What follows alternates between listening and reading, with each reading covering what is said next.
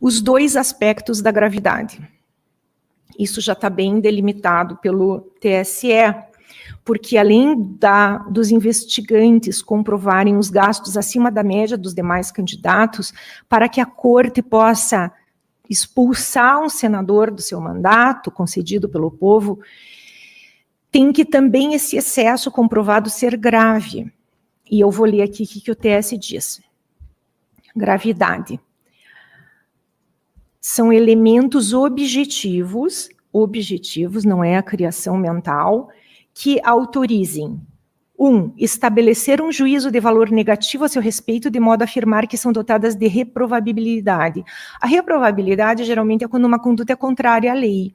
Então, gastar dinheiro aqui, nesse caso, nesse contexto, não é contrário à lei, porque a lei permite o gasto, enfim. Não há um choque com a lei, uma reprovabilidade, como uma compra de votos, por exemplo. A compra de votos ganharia sozinha a reprovabilidade, ela não precisava nem mostrar impactos na campanha, né? Mas como não teve uma infração da legalidade, aqui nesse caso, restaríamos com essa segundo aspecto da gravidade. Então, o primeiro é uma reprovabilidade, uma gravidade moral, digamos assim, e o segundo, inferir com necessária segurança que essas condutas foram nocivas ao ambiente eleitoral, que elas tiveram condão de desequilibrar o pleito. É mais nesse segundo ponto que eu vou gastar o tempo dos senhores, tendo em vista que a questão da legalidade não está presente, não foi comprovado o dolo ou má-fé do candidato, tampouco a prática de qualquer ilícito de per si, e então eu vou passar diretamente para o aspecto quantitativo da gravidade. Justamente angaria mais investimentos o candidato que já é mais apto a obter mais votos. Estamos diante do paradoxo do Tostines.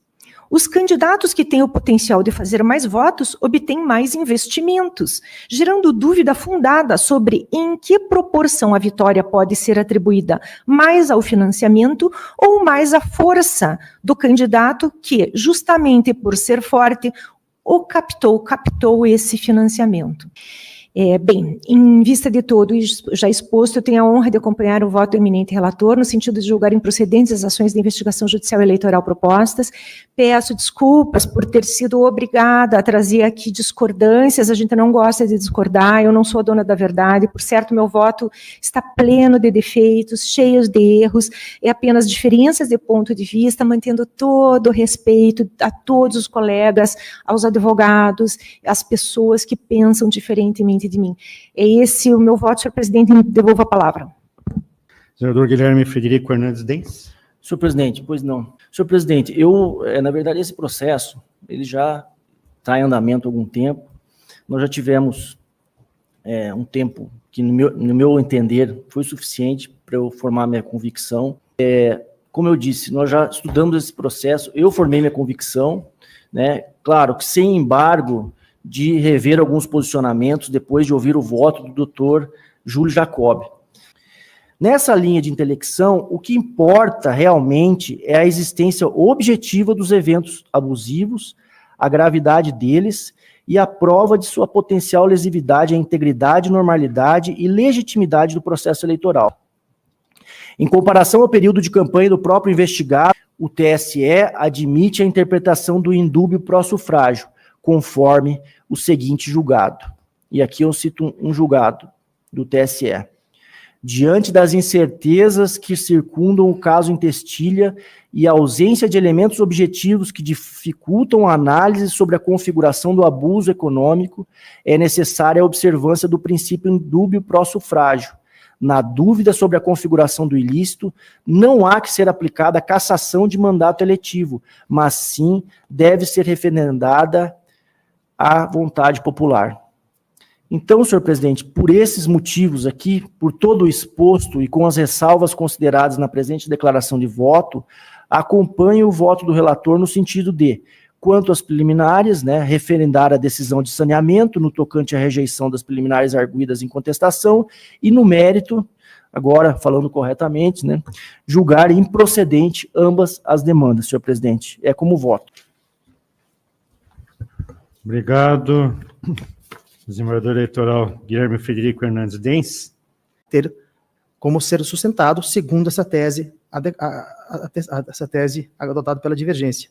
E, por fim, em momento algum, adotei o parâmetro das despesas como necessidade de que fossem réus e fosse fiscalizado. Não é isso. O que digo, repito e reafirmo, está no voto, o parâmetro adotado para que os candidatos indicassem cada gasto que fosse o dele, é para mostrar a razoabilidade do que está sendo isso. Daí, senhor presidente, diante daquilo que eu ouvi, meu voto é autoexplicativo e mantenho nele na integralidade. Obrigado.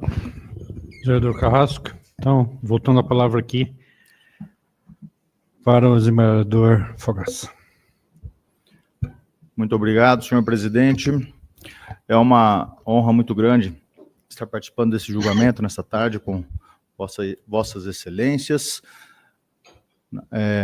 Na pessoa do senhor presidente, cumprimento a todos os membros deste colegiado, membros do Ministério Público, todos os advogados presentes, todos os servidores e a plateia que está nos acompanhando, bem como aqui da presença presencialmente, quanto pelo YouTube.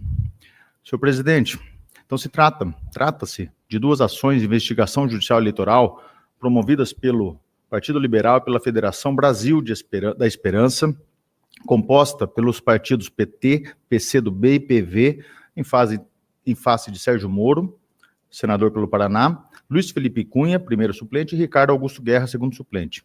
Os investigantes, Partido Liberal e a Federação Brasil da Esperança, sustentam que, no período da pré-campanha eleitoral, os investigados teriam praticado atos que configuram abuso de poder econômico vedado pelo artigo 14, parágrafo 10 da Constituição Federal, em razão do excessivo uso de recursos na pré-campanha à presidência da República e ao Senado Federal, primeiro por São Paulo e depois pelo Estado do Paraná. Utilização indevida dos veículos de comunicação social e corrupção, lato sensu, também virtuais.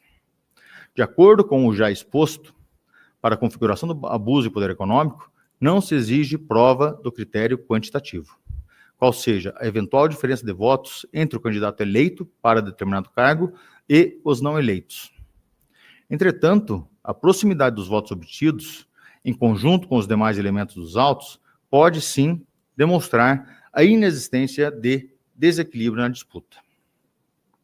Ainda que não se trate de argumento mensurável, no caso em análise, não se pode ignorar o prestígio que o investigado Sérgio Moro já experimentava no Estado do Paraná.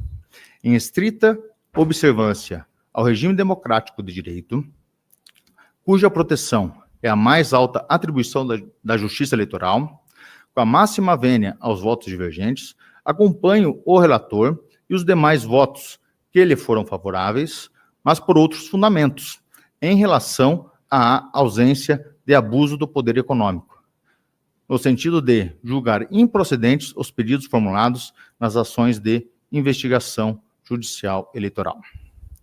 É como voto, senhor presidente. Obrigado, senador Fogaça. Todos os seus membros. No sentido de que o presidente das Cortes Eleitorais vota em razão de ser preceito em toda demanda dessa natureza, não só para desempate, principalmente quando está presente na sessão. É o que se depreende, dentre outros, do recurso ordinário eleitoral 0600-70474, relator ministro Raul Araújo Filho, julgado em 13 de outubro de 2022, razão pela qual eu passo a proferir o meu voto. Nenhum dos candidatos ao Senado do Paraná apresentava no pleito as mesmas condições de insegurança do que Sérgio Moro. Todas as despesas de pré-campanha relacionadas com segurança não têm uma natureza jurídica de determinasse a perda do mandato do senador sob esse argumento. A independência da magistratura, nas palavras do grande Rui Barbosa, patrono, aliás, do Senado Federal, constitui a alma e o nervo da liberdade. O TRE preservou a soberania popular e honrou os votos de quase 2 milhões de paranaenses. Sempre tive minha consciência tranquila em relação ao que foi feito em minha campanha eleitoral. Seguimos estritamente as regras. As despesas foram todas registradas. Então, os adversários as inflaram artificialmente e invocaram o inexistente abuso de poder econômico.